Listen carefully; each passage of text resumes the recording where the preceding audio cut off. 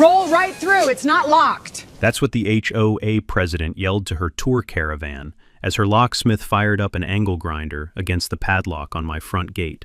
I sat in my truck 200 yards up the ridge. I watched 14 vehicles, 2 food trucks, and a champagne tent crawl onto my private easement like the ranch already belonged to her. She had listed my 320-acre cattle operation as a Sunday Hill Country open house. A vintage Cadillac led the line.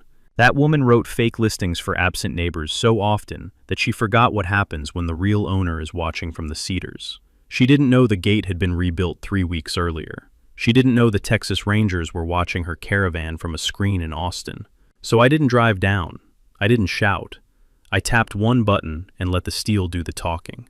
Tell me below, would you have shut her down right then, or let her tape her own confession? My name is Wyatt Brooks, and the ranch sits 2 miles south of Field Creek along Farm to Market 2147 in Llano County, Texas. My grandfather Cyrus Brooks bought the original parcel in 1948 with money he saved working the rigs in Kilgore. My father added the back 80 in 1971. I added the irrigation line in the pump house the year my daughter Hannah was born. We run about 140 head of Black Angus, plus a small herd of Hereford crosses for my own freezer. It is not a fancy operation. It is a clean operation. I spent 22 years as a Texas Department of Public Safety trooper before I traded the cruiser for the cattle truck. I still keep my radios tuned to county dispatch out of habit. My wife Ellie passed 4 years ago this November. Ovarian cancer. 18 months from the first scan to the funeral, and the only fight I ever lost in my whole life. Hannah was finishing her sophomore year at Texas A&M when it happened. She came home that summer to help me bottle feed 2 orphan calves and figure out how to cook a chicken without burning the kitchen down. She is in vet school now, top of her class. She calls every Sunday night, whether she has time or not. After Ellie died, I did the only thing I knew how to do. I worked. I rebuilt the south fence line. I dug a new stock tank near the live oaks where she used to sit and read. I installed a custom electronic gate at the head of the drive, biometric reader, license plate camera, emergency lockdown protocol. The loneliness was too loud, and the security cameras gave me something to check at night besides the empty side of the bed. People in town joke that the Brooks Gate is fancier than a bank vault. They are not entirely wrong. The trouble started the spring after the developer broke ground on the 800-acre parcel that bordered my north line. The Hadley family had owned that piece since the Eisenhower administration. They sold it to a Houston outfit called Pence Heritage Holdings. Within a year, the bulldozers had carved out 112 oversized lots, a clubhouse with a pretentious bell tower, and a stone monument at the front entrance that read, Hill Country Vista Estates. The first letter showed up in May. Cream paper, gold foil HOA crest, signed in the looping script of Madam President herself, Amber Holloway. The letter welcomed me to the community. It informed me that my ranch had been annexed into the HOA service area pursuant to a recorded easement. It outlined the 17-page rulebook I was now expected to follow.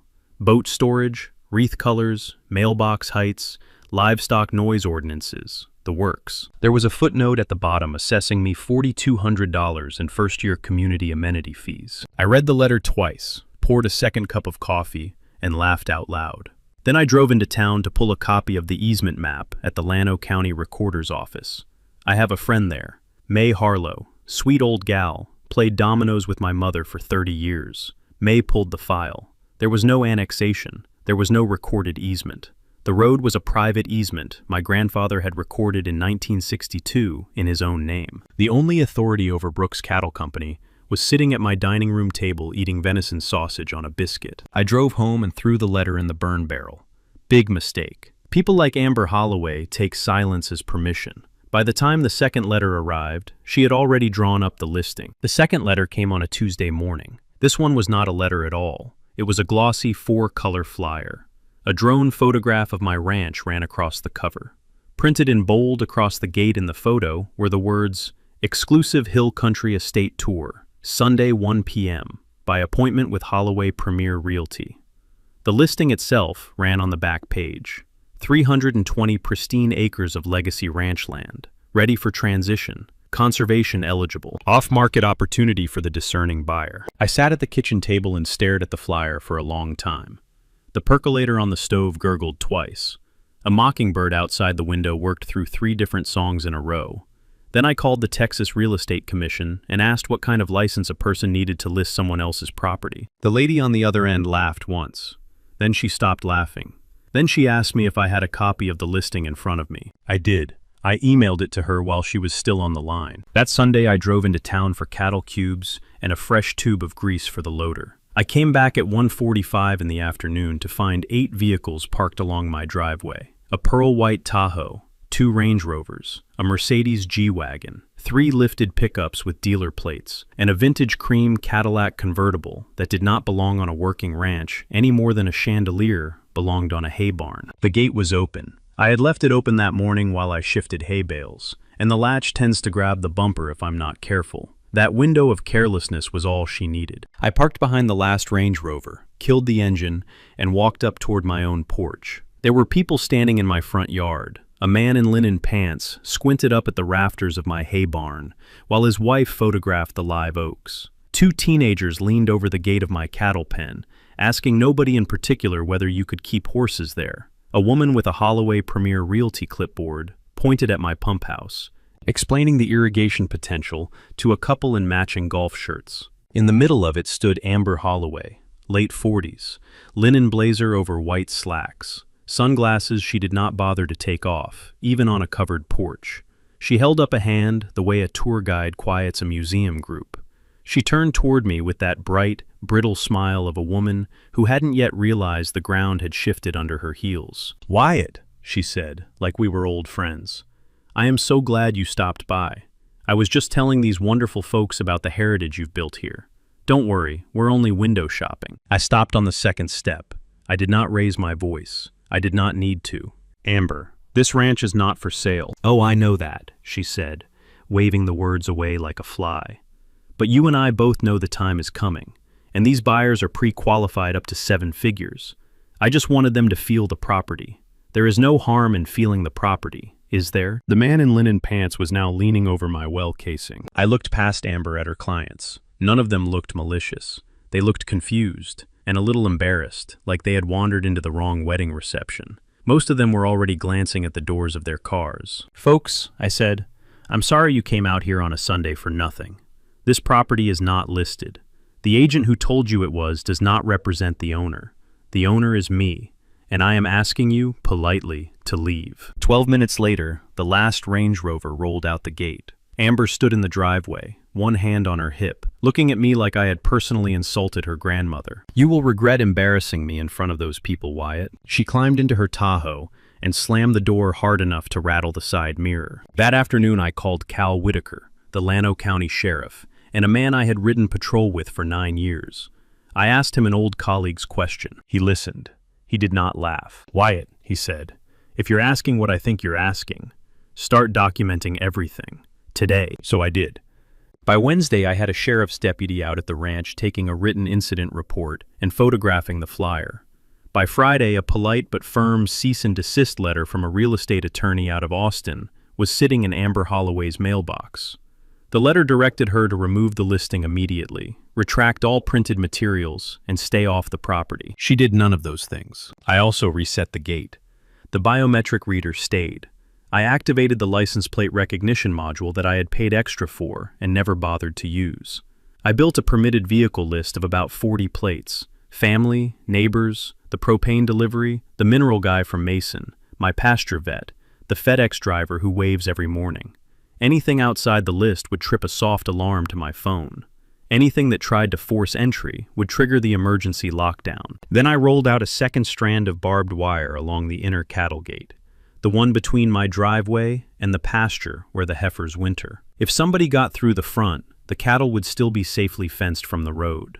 That was a habit from my trooper years. You build a system that protects the innocent first. The next Sunday came up cool and clear. A north wind out of Coleman County smelled like rain that wouldn't quite arrive. I spent the morning at the kitchen table running the books for September, sausage and biscuits on the plate beside me. At 1:11 my phone buzzed. Gate, unauthorized vehicle. Tahoe, 8GZW742.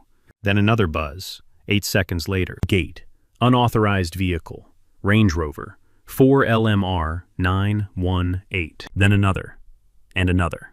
I stood up slowly, walked to the front window, and pulled back the curtain. From the porch, I could see the line of vehicles stacked at the closed gate, the way beetles stack up at a dam. In the middle of the driveway, on the wrong side of my fence, Amber Holloway stood in front of her Tahoe and pointed at the gate like it had personally offended her. Beside her stood a man in a tan work shirt, with a logo over the pocket that read, Slattery Lock and Gate. He held a pair of 42-inch bolt cutters and a portable air compressor. "Cut the lock," she said. I could hear her clearly through the porch screen. The locksmith hesitated. He looked at the bolt cutters. He looked at the gate. He looked at the line of luxury cars stretching back 50 yards down my private drive. "Ma'am, are you sure this property is yours? Because the work order says..." "It is my listing," she snapped, "and it is on the market, and these buyers have appointments. Cut the lock." He cut the lock. The padlock fell into the dirt with a small, dull clink. The chain rattled loose. Amber pulled the gate open with the theatrical satisfaction of a woman cutting a ribbon. The Pearl Tahoe rolled forward. The Range Rover followed. 2 more vehicles edged through. That is when the heifers, spooked by the compressor and the unfamiliar engines, turned as a herd and started trotting toward the inner gate. I have seen cattle in motion my whole life. I know how fast 140 head can move when something startles them. The inner gate held. The barbed wire I had run that week held. For one slow, quiet second, I saw what would have happened to my herd. I saw what would have happened to whoever was driving down FM 2147 at 55 miles an hour, if that second fence had not been there. I walked outside. Amber had a phone up, recording. She was narrating something about buyer access and the seller's resistance. The locksmith was already packing his cutters into a side compartment of his truck. He had the look of a man beginning to understand what he had just helped someone do. I did not raise my voice. I held up my own phone, screen out, and tapped record. "Sir," I said to the locksmith, "I want to make sure you can hear me clearly. This property belongs to me. There is no listing. There is no work order signed by any owner. The padlock you cut belongs to me. The gate you damaged contains 140 head of livestock. You have been deceived. I would like your statement." He set the bolt cutters down very slowly. Amber's face went the color of skim milk. "Cattle gates are not ornaments in this part of Texas. Damage one bad enough to release a herd onto a public farm-to-market road, and a county prosecutor will take a long, calm look at felony charges. Ask any rancher who has buried a cow killed by a tourist's pickup. The fact that nothing escaped that morning was luck and a second fence." I told them both, politely, to wait while I called the sheriff. The deputy who took the report at the gate that Sunday was a young man named Truett Quinn. He had grown up 2 counties west, and he held his pen like it was a pistol he didn't want to misfire. He photographed the cut padlock. He photographed the bolt cutters in the bed of Slattery's truck. He took Slattery's sworn statement that the work order had been provided by Amber Holloway, under the express representation that she was either the owner or the listing agent of record. Slattery cried twice during that statement, once when he understood that he had committed criminal mischief on the orders of a woman with no authority, once when he asked me whether his business license was finished. I told him, honestly, that depended on whether he kept being honest. Amber sat in the back of her Tahoe, with the door open, on her phone, talking very fast and very loud to a man on the other end I would later learn was her husband Brett, an associate planner with the Llano County Department of Development Services. By Tuesday morning, 3 things had happened. The first was a certified mail letter from the HOA, signed once again by Madam President. The letter assessed Brooks Cattle Company $42,400 in back HOA dues, unauthorized livestock noise penalties, and aesthetic non-conformance fees. The letter cited specific articles of a covenant document I had never seen and had never signed. It demanded payment within 14 days, after which a lien would be placed against the property. The second was a fresh for sale sign hammered into the cedar post at the front of my drive. Holloway Premier Realty. Big, crisp letters. Below the sign was a smaller placard. Estate tour. Sundays. All offers considered. The post was not on her property. It was on mine. The third was a complaint, filed at the Llano County Sheriff's Office under a different case number, alleging that the operation at Brooks Cattle Company was producing excessive nighttime noise in violation of HOA rules. The complainant was listed as Hill Country Vista Estates HOA, care of Amber Holloway.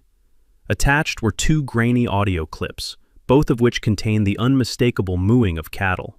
One of the clips had been recorded from her own backyard in broad daylight. I sat in the kitchen and laid all 3 documents out on the table. Then I drove into town to see May Harlow at the recorder's office. May looked up when she saw me coming. She had the look of a woman who had been hoping I'd come in. "Wyatt," she said, "shut the door." I shut the door. May lowered her voice. "I've been watching that woman for 9 months. She's done the same thing to 4 other ranches. The Crittenden place out toward Castell, the old Rumberger orchard. 2 parcels along Honey Creek that used to belong to Reese Halverson. All of them got annexation letters they didn't sign. 2 of them folded, sold under cost. The other 2 are still fighting." I did not say anything for a long moment. "May," I said, "I need copies of every annexation document she has filed in this office in the last 18 months. I need every plat that her husband has touched. And I need them off the books, paid, receipted, public records request, all the way clean." May nodded once. "I figured. I've already got most of them pulled in the back." I walked out of the recorder's office that afternoon with a banker's box of paperwork weighing about 35 pounds. I drove straight to the sheriff's office. Cal Whitaker met me at the side door, the one that does not face the public lobby. "Wyatt," he said, "you remember Drew McAllister?" I did. Sergeant Drew McAllister, Texas Ranger Company F. We had run a joint operation together my last year on the force. Drew is 15 minutes out. He's bringing a friend from the white-collar unit. I set the box of paperwork down on the conference room table. The fluorescent lights buzzed once. Outside, somebody was firing up a riding mower. The smell of cut grass came in through the open window. "Cal," I said, "she's not running an HOA. She's running a real estate fraud operation through a fake HOA, and her husband is laundering it through county documents." Cal Whitaker had been my partner on the worst night of my career. He looked at me the way he had looked at me that night. "Then let's bury her in her own paperwork," he said. Sergeant Drew McAllister had not changed much in the years since I had last seen him.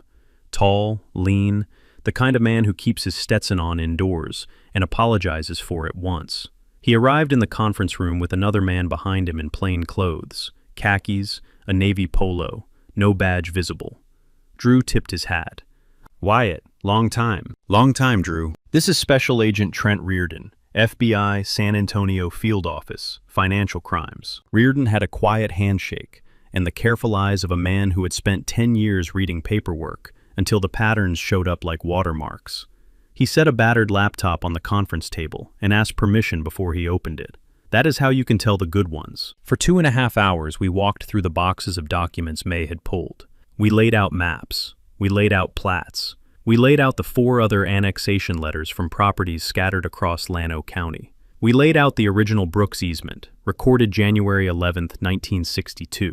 The hand was the steady cursive of a county clerk who could not have known her work would still matter 64 years later. Drew was the one who saw it first. "Wyatt," he said, "look at the signature blocks on these annexation maps." I looked.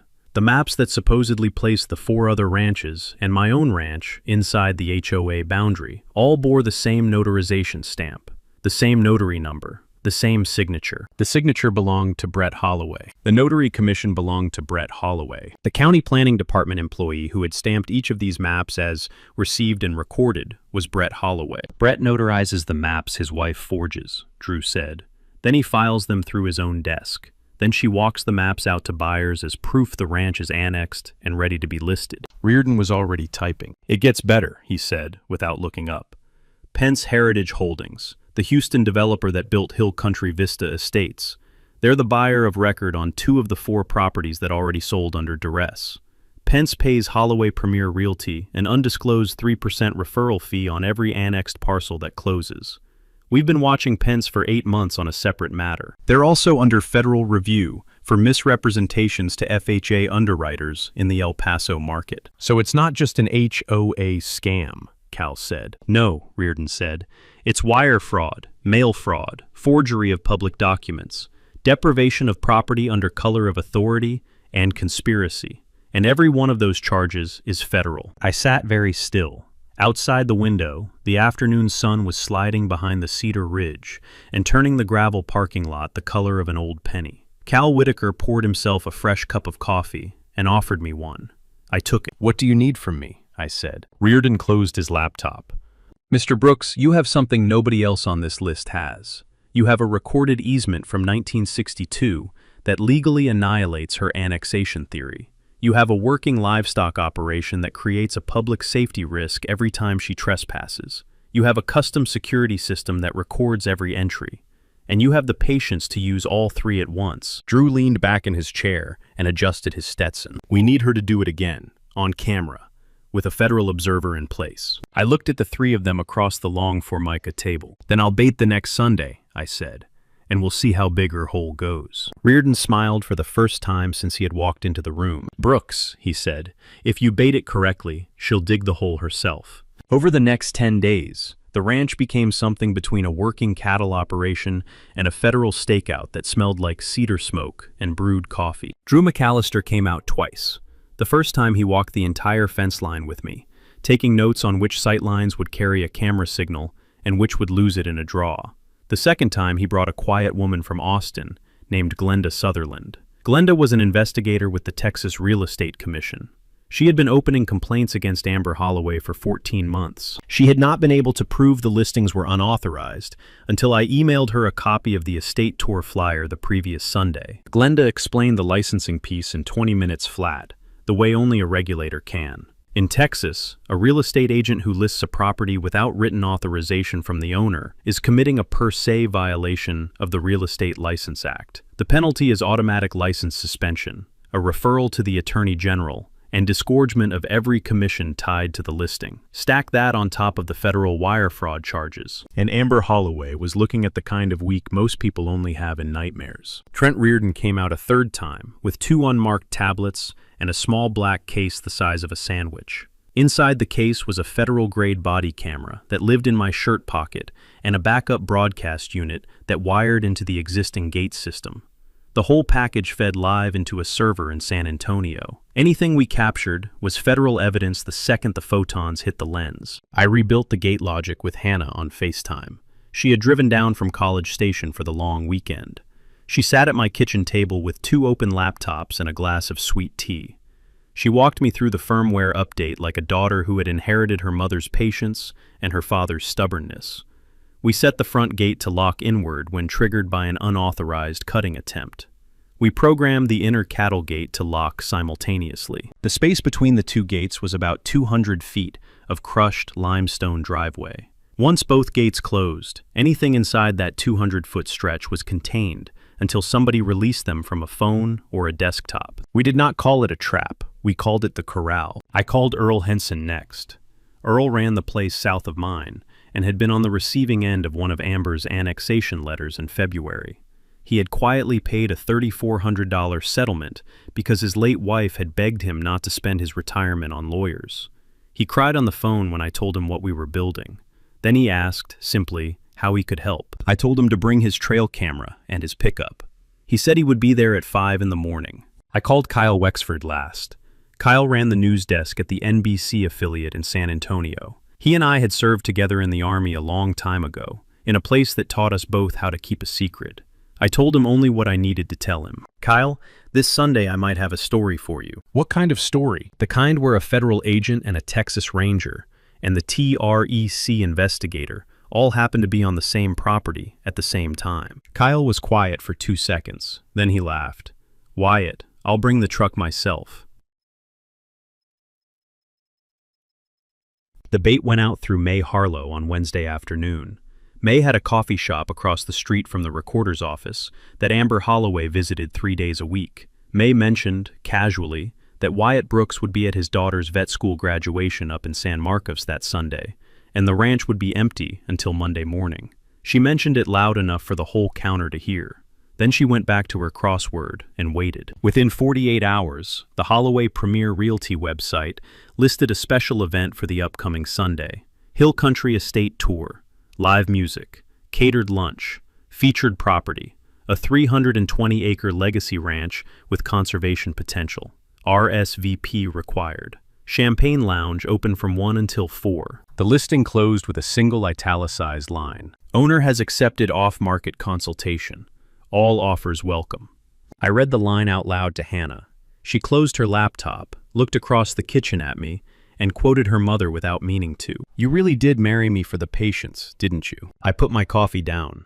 I looked at my daughter. "Yes, ma'am," I said. "I really did." Friday morning, 2 days before the tour, a yellow Caterpillar D6 dozer turned off FM 2147 and stopped at my front gate. The driver was a heavy man in a soft white hard hat, 50-something, with the leathered face of a man who had run earth-moving equipment in 3 counties his whole life. He climbed down from the cab, walked up to my gate, and squinted at the digital keypad like it had insulted his mother. I was already walking down the drive with my coffee. "Morning," I said. "Morning, sir. I'm here to widen and grade the entrance for tour traffic Sunday. Got the work order from the seller's agent. Place needs an apron poured by tomorrow afternoon." "Can I see the work order?" He handed it over. The work order had Holloway Premier Realty letterhead and was signed by Amber Holloway, listed as authorized agent on behalf of Brooks Cattle Company Estate. The contracted job was $12,000 of grading, a gravel apron, and a temporary pull-through lane through what was, on the document, my northeast pasture. I read it twice. "Sir," I said, "what's your name?" "Bud Carruthers. Carruthers Excavation, out of Burnett." "Bud, I'm Wyatt Brooks. I am the owner of this property and the only man on this earth authorized to sign work orders for Brooks Cattle Company. I have never met Amber Holloway in any capacity that authorized her to spend my money. I have a cease and desist on file with her real estate commission, and if you put one tooth of that bucket into my pasture, you will be standing on the wrong side of about 4 felonies before lunch." Bud Carruthers stared at me for a moment. He took off his hard hat, wiped his forehead with the back of his arm, and looked at the dozer behind him. "Mr. Brooks, can I sit on your porch for a minute?" We sat on the porch. I made him coffee. Bud Carruthers told me what had been weighing on him for a week. Amber Holloway had hired him 3 times in the last 6 months for lot improvement jobs. Each one, she had told him, was a development parcel ready for grading. On 2 of those jobs, the property owners had not known the work was being done until Bud had already broken ground. He had not been arrested. He had been screamed at by an old woman with a shotgun and chased off by a man in a wheelchair with a notarized deed. "Mr. Brooks," he said, "I think I've been working for the wrong woman." I told him there was a way to make it right. I told him about Sunday. He drove the dozer back onto his trailer that morning, without touching a single inch of my driveway. Before he left, he gave me a written statement on a clipboard and signed it twice. He also gave me the names of the other 2 ranchers Amber had set him on. By the time the dozer rumbled back down 2147, I had 3 more sworn statements feeding into Trent Reardon's file. Saturday morning, Amber's next move arrived in the form of a process server. The lawsuit was 28 pages of bound nonsense, filed in Llano County District Court the day before.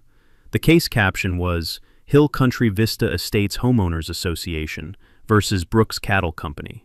The complaint alleged that I had obstructed reasonable buyer access, committed criminal mischief by altering a gate listed in HOA records, and caused emotional distress to community members. It demanded an injunction barring me from interfering with Sunday's tour and damages of $150,000. The lawyer of record was a young associate at a small Austin firm.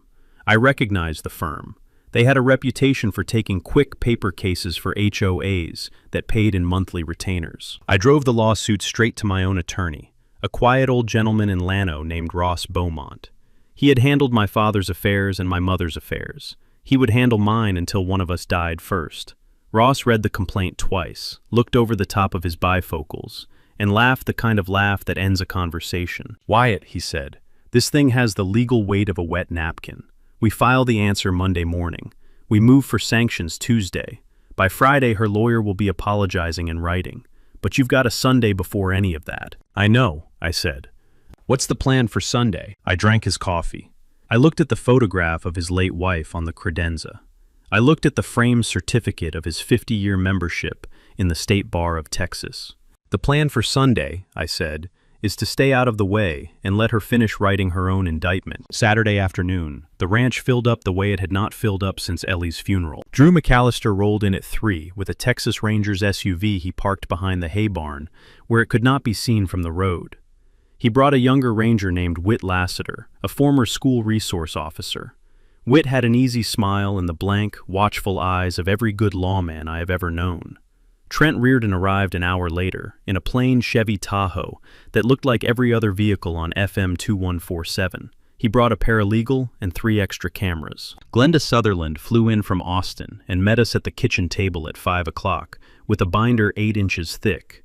8 inches. Inside that binder was every Holloway Premier Realty listing that had ever crossed her desk, color-coded by complaint type. Some of those tabs went back 5 years. Hannah set up a cooler of brisket sandwiches and her grandmother's potato salad in the living room. She had driven back down from College Station that morning with 2 of her vet school classmates. Both were happy to spend a Sunday helping a stranger expose a real estate fraud, as long as someone fed them barbecue. Earl Henson pulled into the yard at 6 with his trail camera, a cooler of beer, and his late wife's old Polaroid. He shook Reardon's hand twice and apologized for the strength of his grip the second time. Earl had cried in his truck before he came inside. I knew because the gravel under his door was wet and the rest of the lot was dust dry. The team walked the property until dusk. Drew positioned cameras in 3 pecan trees and along the inner cattle gate. Reardon ran a fiber check on the body camera and the broadcast unit. Whit Lassiter mapped angles for the cruiser he would park behind the live oaks at first light. Glenda set up a remote feed to her field laptop that would sync, simultaneously, to her supervisor in Austin. By full dark, the ranch looked exactly the way it always looked. Quiet, dim porch light on, dogs settled, kitchen warm. That was when the gate alarm pinged. 11:02 p.m. The phone in my hand buzzed twice. Unauthorized vehicle, Tahoe, 8GZW 742. Unauthorized vehicle, F150, 7HXR 884. Drew McAllister was already on his feet. He moved out the back door, around the smokehouse, and up the cedar ridge with a long lens camera, and a quiet that I had only ever seen in rangers and old wildcat hunters. Brett Holloway had pulled his pickup off the shoulder of FM 2147 and parked behind a stand of mesquite. Amber's Pearl Tahoe sat behind it. The 2 of them wore dark jackets that looked bought specifically for this evening. They walked along the outside of my gate with flashlights and a small canvas bag. They were trying to find the camera junctions. They were trying to find the wires they could cut. What they did not know was that the cameras they were searching for were not on the gate. They were in the cedar trees 50 yards above their heads, watching down through the canopy with infrared. They did not know that a Texas Ranger was lying flat on a granite outcrop 40 feet away with a long lens. Drew let them work for 19 minutes. They cut a length of decorative low-voltage line that powered the gate's solar accent lighting. They photographed the keypad. They tried to physically wiggle the latch. Then Brett pointed at something near the inner fence post, and Amber actually laughed out loud. "Tomorrow," she said on Drew's body cam. "Tomorrow this whole gate is firewood." They drove off. Drew came down off the ridge at midnight, opened the screen door without a sound, and dropped a memory card on my kitchen table. "Wyatt," he said, "tomorrow morning, when she rolls up here with her caravan, that woman is going to walk straight into a federal RICO predicate, and she'll never know she made the easiest case of my career." I pushed a brisket sandwich across the table to him. He took it. We sat in my kitchen until 2 in the morning, the 4 of us, not saying very much. The percolator ran twice. A coyote called once from the back pasture, and another answered from the river. Hannah curled up on the couch under the quilt her mother had made the year before she died. The wind picked up around 4. Sunrise was at 6:52.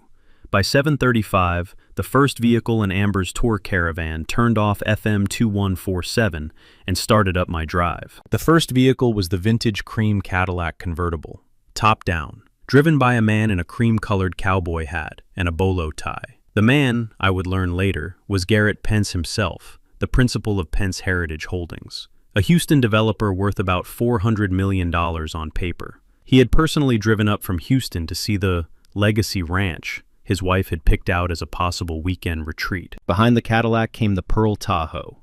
Behind the Tahoe came 11 more vehicles. Behind the 11 vehicles came 2 food trucks, one selling barbecue, one selling kolaches. A flatbed followed with a 4-piece jazz quartet, already tuning their instruments. Bringing up the rear was a white production van with the call letters of a San Antonio lifestyle channel painted on the side. They had been told they were covering a luxury hill country open house experience. Amber Holloway stepped out of the Tahoe in white linen, oversized sunglasses, and a smile so bright you could land a small plane by it. She walked up to the gate. She entered the keypad code that her husband had given her. The keypad blinked red. She entered it again. Red again. She turned and waved at a panel van I had not noticed in the second photo of the night before. Out of that van stepped Slattery Lock and Gate, the same locksmith who had cut my chain 7 days earlier. He was carrying a fresh angle grinder and a fresh look of regret. I stood on my own porch. Drew McAllister was to my left. Trent Reardon was to my right. Glenda Sutherland stood behind me with an open laptop. Whit Lassiter was at the corner of the smokehouse with his hand resting on his radio. Earl Henson was at the kitchen window with the Polaroid. I lifted my phone.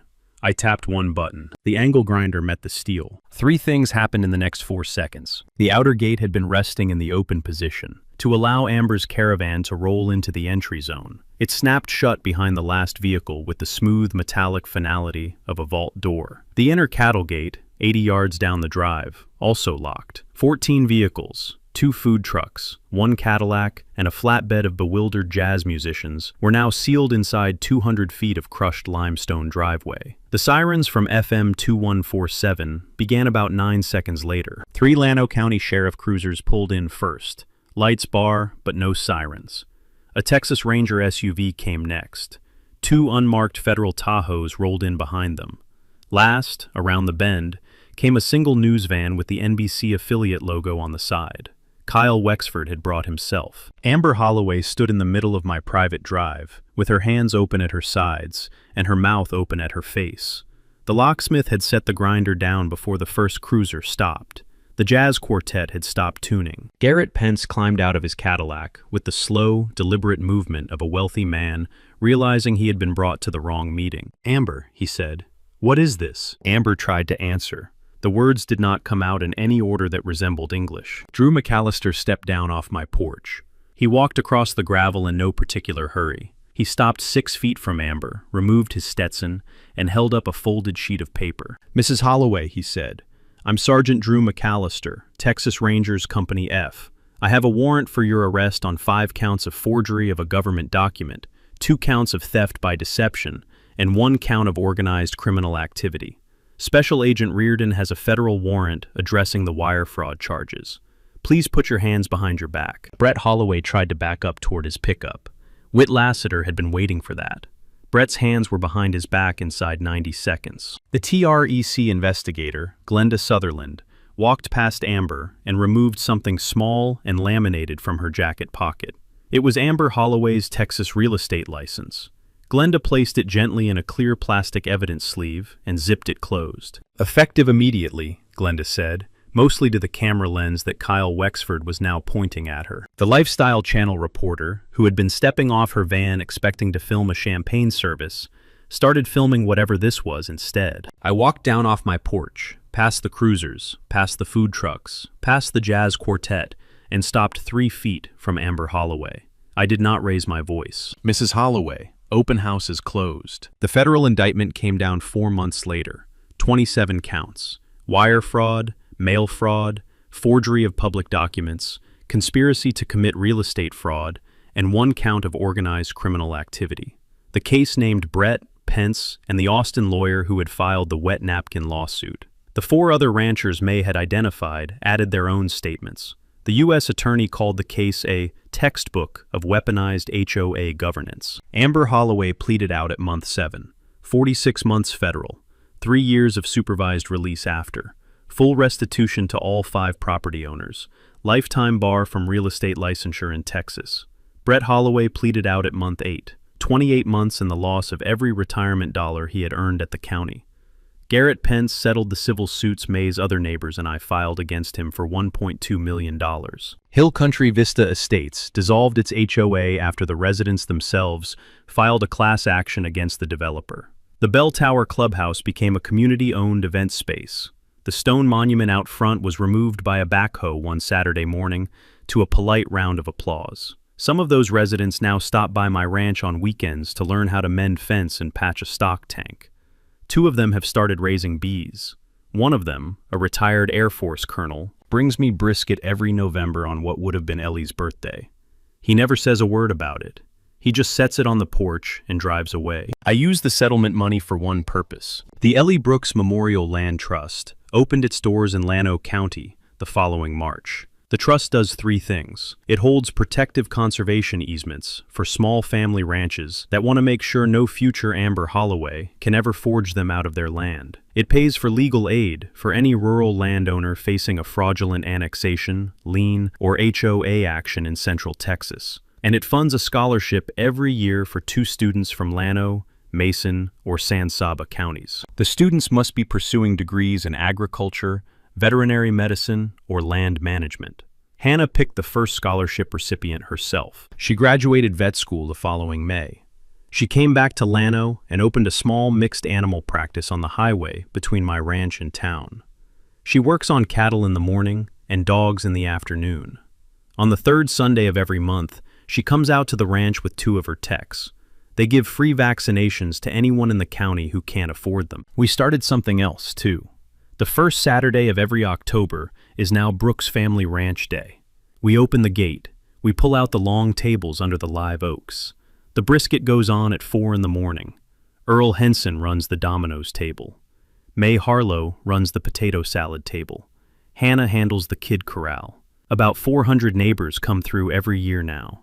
Some are people I have known my whole life. Some are people who saved a piece of paperwork that helped a federal investigator put a fraudster in prison. Some are people who just heard there was free brisket and a fiddle. Last October, a kid about 6 years old asked me if it was true. He had heard I once locked a bunch of fancy cars inside my own driveway. He was blonde and sunburned and smelled like sunscreen. I told him it was true. He asked me if it was scary. I told him no, son.